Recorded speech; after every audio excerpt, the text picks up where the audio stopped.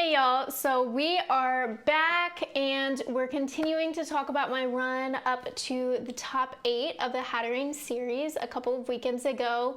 This one's gonna be a rough one, but it's proof that you can win one or more rounds and still make it really far in a tournament. Definitely do not give up, even if you just have 1 or 2 bad rounds. There's always something that you can learn from it. And this game in particular, because I played this person in round 3 of Swiss Cut here, but I also played this person in my top 8 game. And we'll talk about that top 8 game when we get to it, but I definitely was able to learn from this set some things that helped me be a little bit more competitive in the top 8 round that I maybe would not have been as competitive. So as you can see here, this is a Galarian Moltres plus Comfy setup. They've also got Goldengo, Grimmsnarl, Gouging Fire, and Ogerpon. So they're really focused on reducing damage. So I know I'm gonna need my big hitters if I want to be able to do well in this round. So I go for Ursaluna and DD immediately,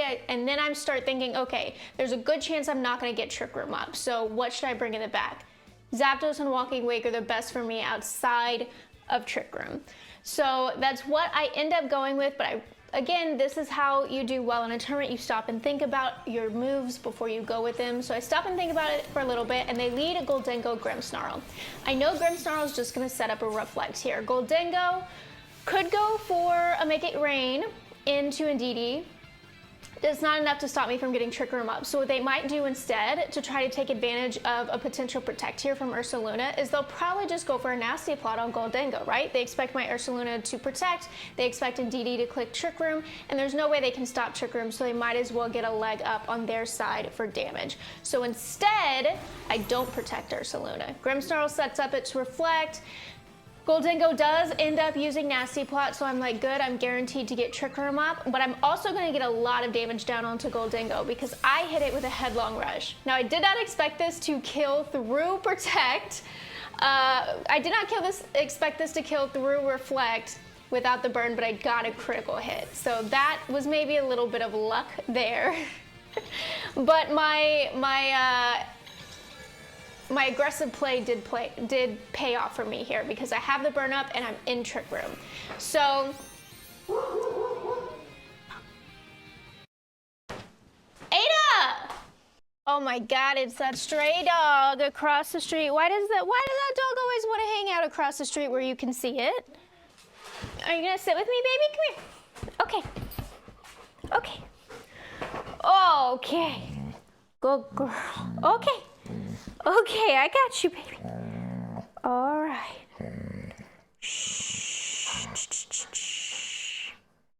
So at this point, I need to play really aggressively, right? Because I have the numbers advantage and the speed order advantage, but I need to take advantage of it, right? I need to keep pressing my luck.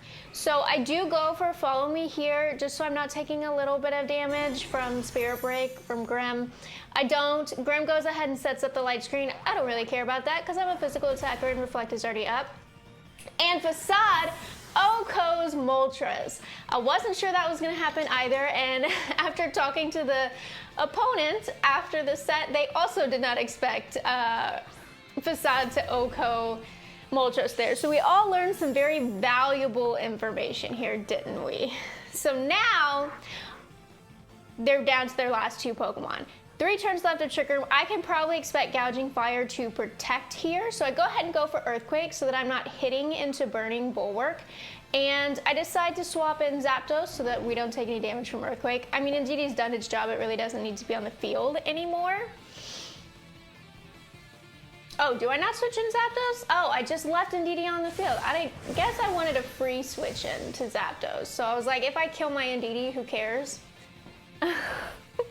I just wanted to make absolutely sure that I get some damage down without taking a burn. Why is I'm already burned?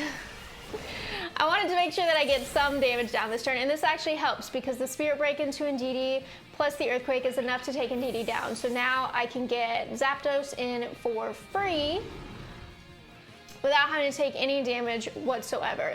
That's what it was. I was worried about the Spirit Break into Indeedee. That's why I didn't swap Zapdos in. I left Indeedee in. It's hard to remember what you're thinking in the moment 2 weeks later.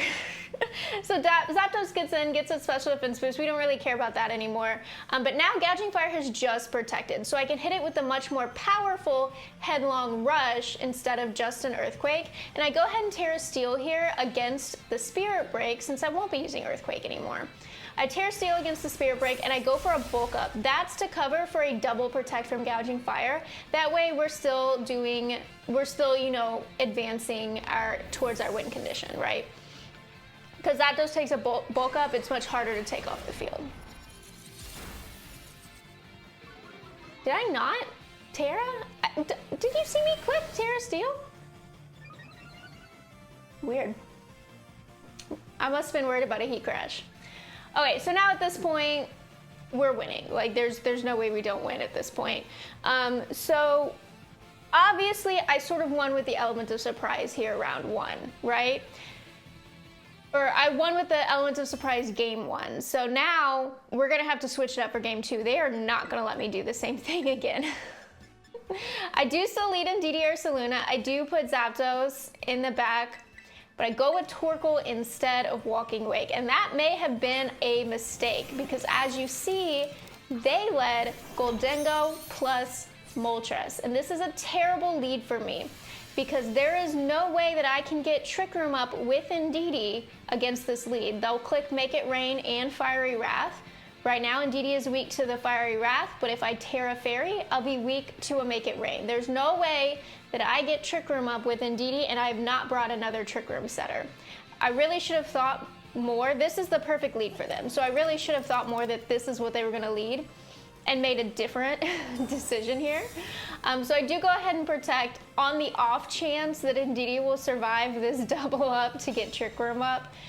Spoiler alert, Indeedee will not survive this double up in order to get Trick Room up. As you can see, Fiery Wrath does big damage, Make It Rain will take the KO here, and now I am fucked because I brought a hard Trick Room team and I did not get Trick Room up.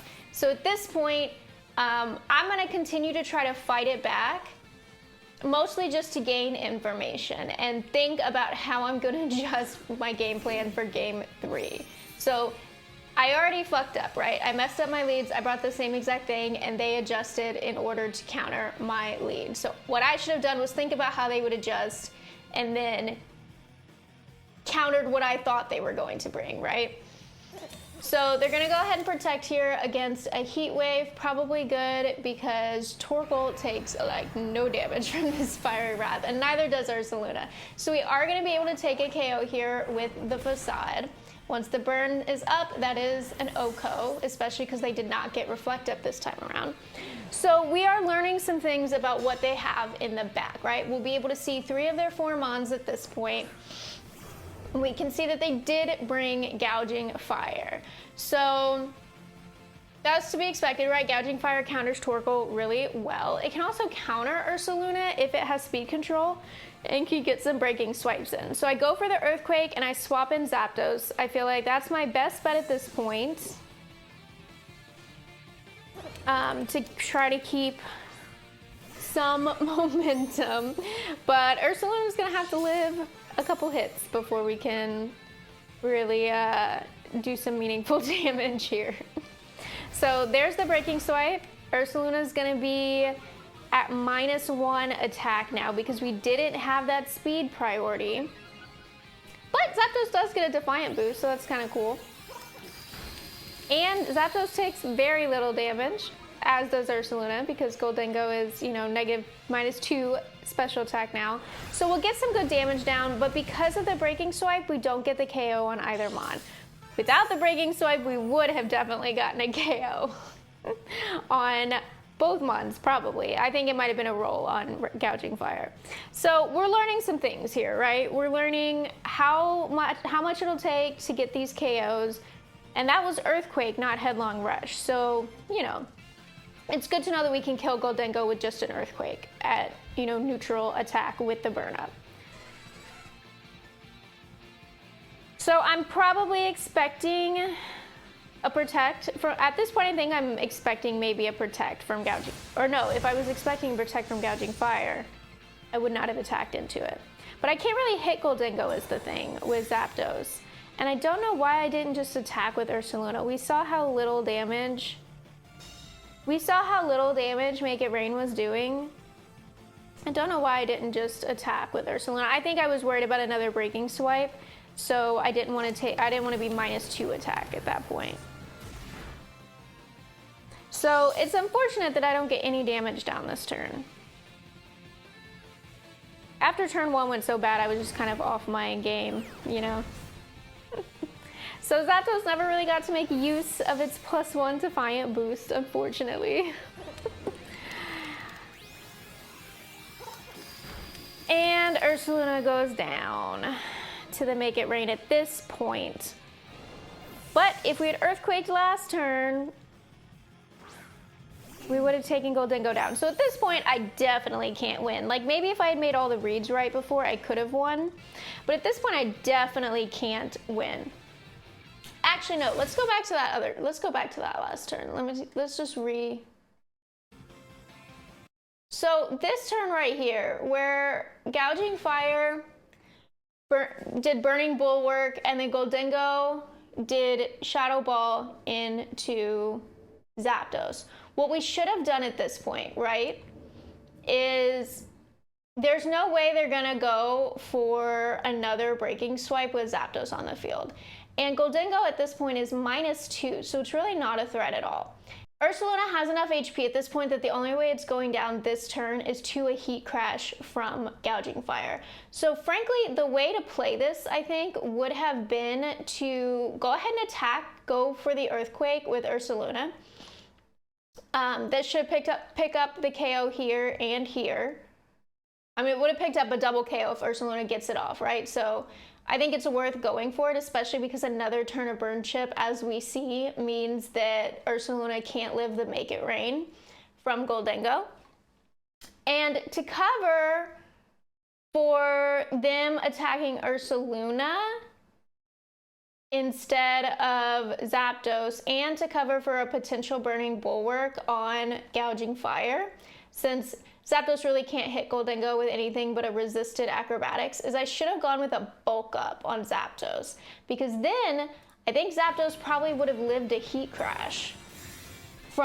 It probably would have lived the Heat Crash that comes next turn from Gouging Fire, and we wouldn't have gotten burnt. So I think that probably would have been the better play in hindsight. I think it covers for more options than this one does. I think this play really just covers for the Heat Crash into Ursaluna, which is, you know, only one of 3 options Gouging Fire has at this point.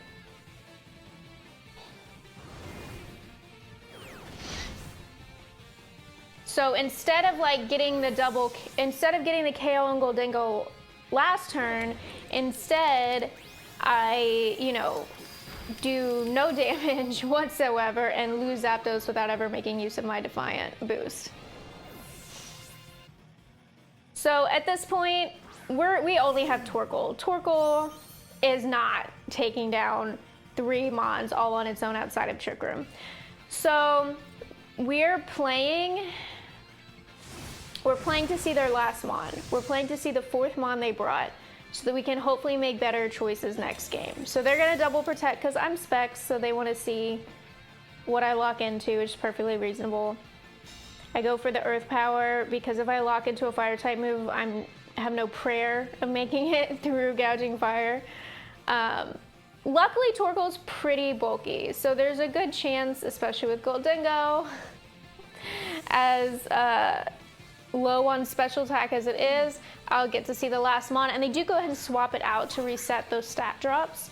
So I do see that they brought Ogerpon as their 4th Mon, which is really kind of good for me. I mean, not good for me in this game, but it's good for me because Torkoal actually walls Ogerpon pretty hard, especially because this is a Terra Grass Torkoal, not a Terra Fire. So it's nice that they made that choice to bring Ogerpon at the same time that I was trying to maybe bring Torkoal. So at this point, game's over. we're just sort of waiting, thinking about how we're gonna adjust for game 3. So obviously, we need to get Trick Room up, right? That is number 1. If we do not get Trick Room up, we are fucked. And we can expect them to lead Goldengo and Moltres again, right? Oh, see, and this is where I went wrong. I decided, okay, I'm not going to be able to get Trick Room up, so I'm gonna try to lead damage and pressure right off the bat instead. Which was a mistake, because as we'll see later when I talk about the top 8 Top Cut game, there is one single way to get Trick Room up against this lead. There's one single way, and it involves bringing Indeedee plus Hatterene. Well, I guess it doesn't have to be Indeedee. Indeedee doesn't have to be there. I just bring Indeedee to set up the terrain. But the only way to get Trick Room up is to bring... No, Indeedee does have to be there. The only way to get Trick Room up against this lead is to bring Indeedee plus Hatterene. Indeedee is there to force them to go for their spread moves and not Air Slash or Shadow Ball. So you click Follow Me with Indeedee, and you Terra Fire Hatterene so it takes resisted damage from Make It Rain. And it's still neutral against Fiery Wrath. That is the one and only way to get Trick Room up. I actually calced this the night before Top Cut to make sure that this would be an okay plan if I made it to top 8. And that is the only way to do it. So I didn't see that in the moment here, of course. Instead, I just decided to, you know, not get Trick Room up at all and just try to like out damage them, which is unlikely to happen. So yeah, so I bring Torkoal and Indeedee to try to just do real big pressure. I'm hoping I can get an early Terra out of Goldengo. I think that would be really cool at this point. And I do say, okay, I'll try to use Trick Room with Indeedee. If you go for a nasty plot on Goldengo, I get Trick Room up, basically. That's an unfortunate crit there, but I don't think it made a difference. So I forced them. I said, okay, you can't go for nasty plot with Goldengo. You have to attack me with both Mons so that you can kill Indeedee and not get Trick Room up. So I go ahead and use Heat Wave with Torkoal here. I did get the KO on Goldengo, which is great. But I activated Moltres' Berserk. I did just a little bit too much damage on Moltres. So now Moltres is even stronger. Torkoal is definitely going down to another attack. Torkoal's not getting another Heat Wave off, which is not great for us. So as you can see, I brought Walking Wake in the back this time, thinking, okay, if I'm not going to get Trick Room up, I need some more speed and a little bit more bulk on my side here. And here's where I'm not thinking. I go ahead and click Heat Wave with Torkoal because I have to. We're locked into it with choice specs. I'm thinking, okay, I need to kill this Moltres. I can probably only take one Fiery Wrath. What's the strongest attack I have right now? Well, obviously, it's Terra Fire Flamethrower. But they have not used their Terra yet. So I'm gonna lock into Terra Fire and Flamethrower to hopefully finish this Moltres off at the end of this turn. But what I should have done was click Dragon Pulse instead and not Terra Fire.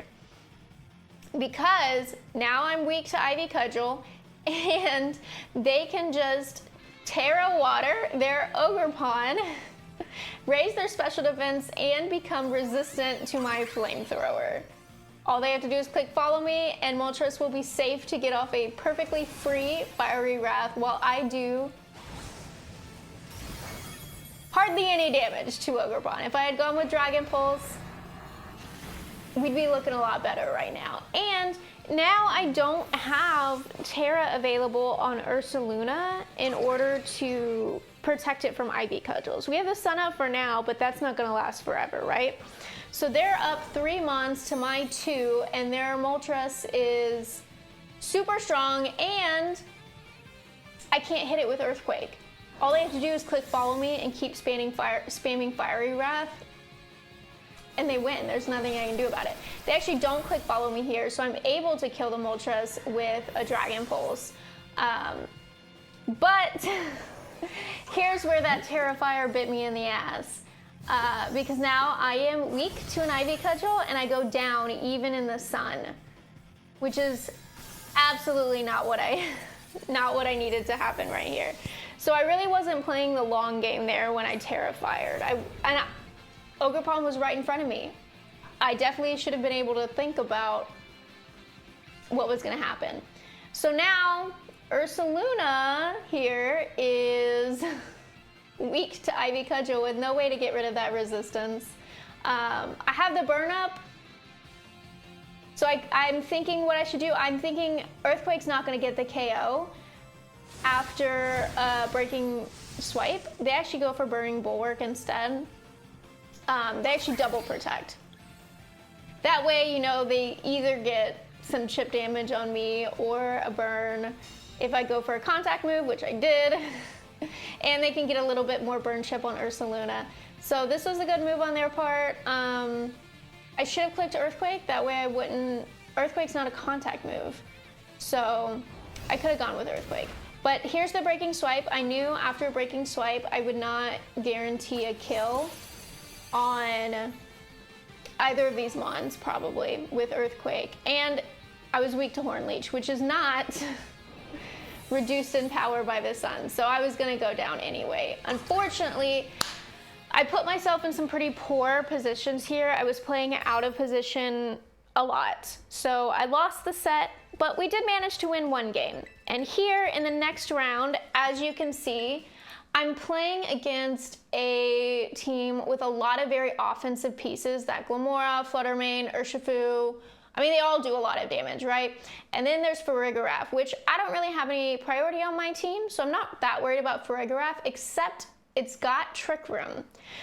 So you've got the mind game, always, turn one. When I want to click Trick Room, are they gonna click Trick Room to undo my Trick Room?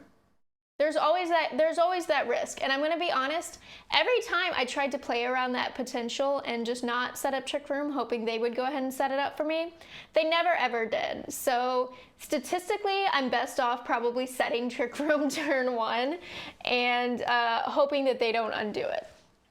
So as you can see, I decide, you know, it's probably best for me to not lead Indeedee Hatterene. It's probably best for me to lead Ursaluna and Indeedee.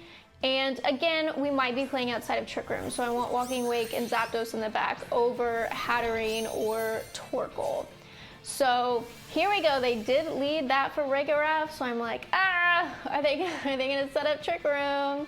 What should I do?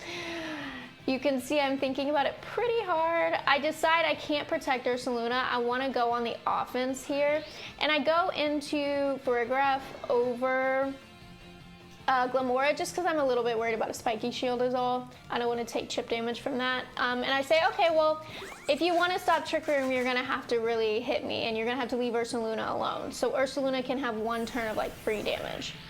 So they didn't go for Trick Room, obviously. They went for Helping Hand plus Meteor Beam into Indeedee, and I'm like, I do not know if I am going to live that. This would have been a really great turn, actually, to Headlong Rush into Glamora. But instead, I Headlong Rushed into Farigiraf, which does pretty big damage, but isn't quite enough to get that KO. And now Ursaluna's defenses are dropped, so it's even easier for Ursaluna to go down.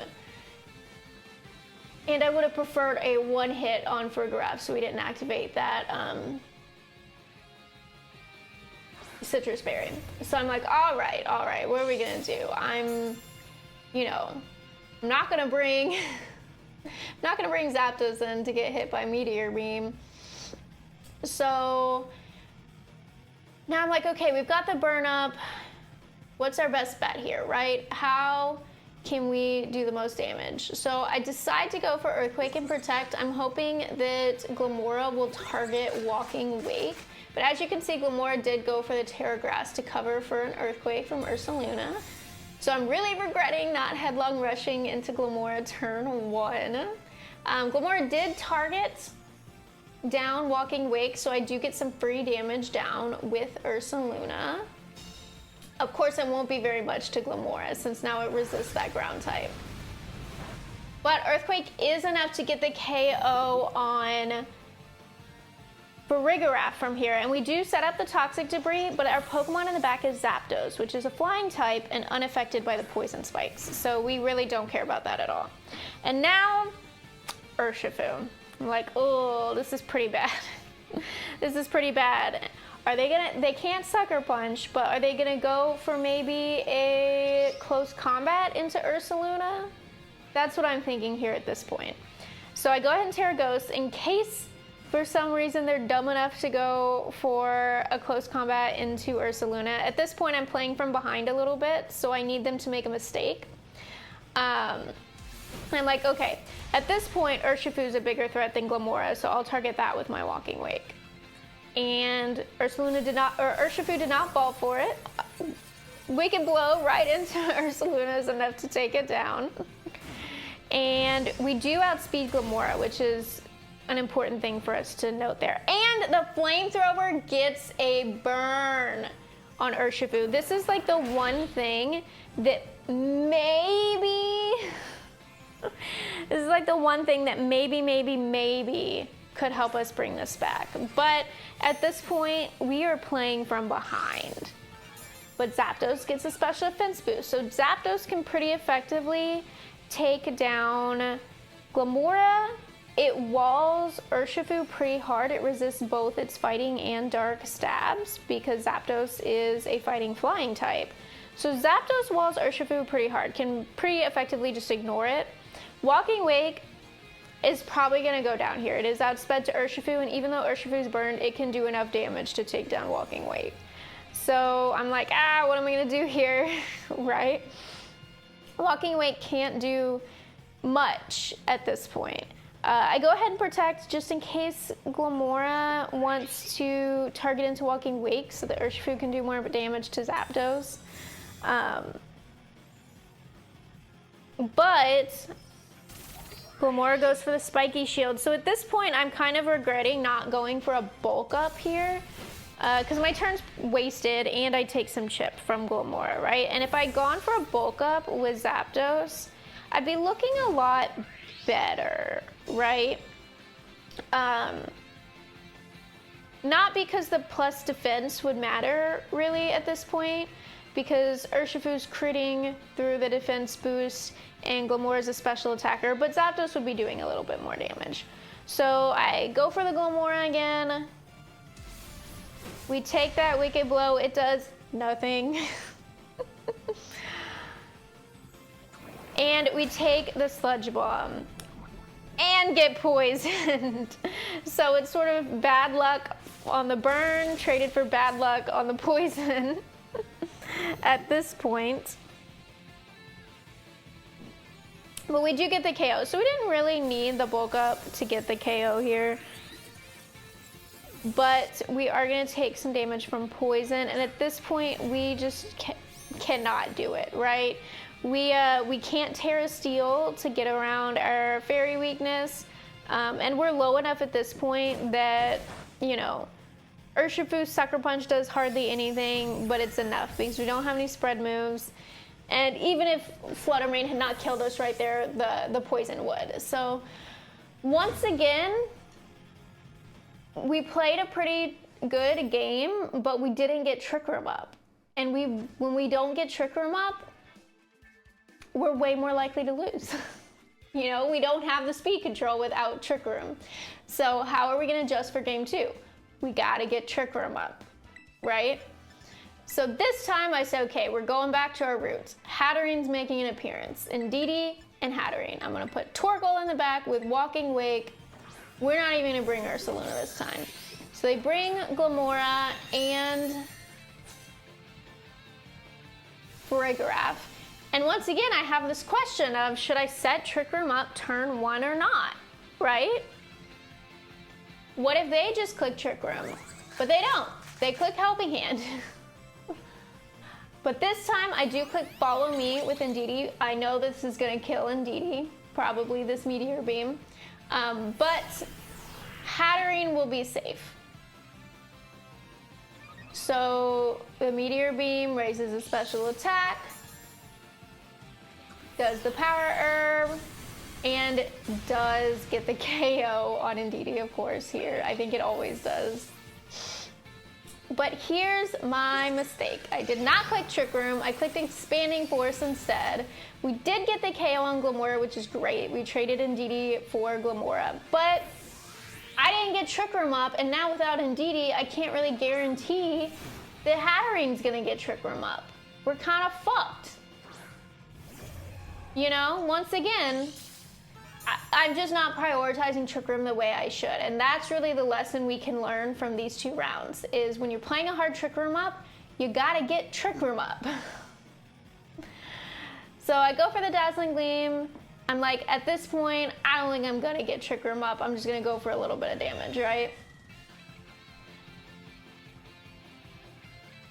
And I'm pretty sure this is a choice ban. No, it wasn't, because it switched from Wicked Blow to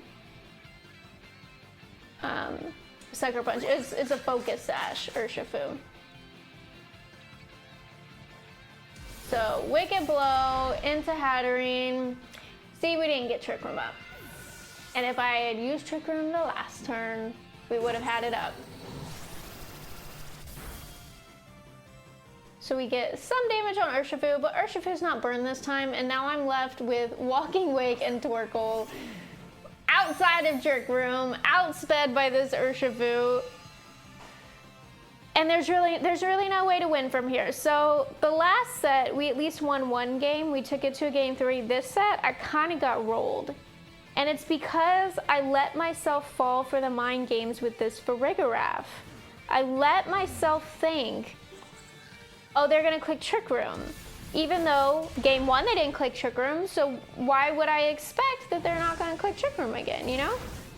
Why would I expect that they'd do something different when the last time worked so well for them? So that's maybe my suggestion for best of 3s, is you gotta get Trick Room up.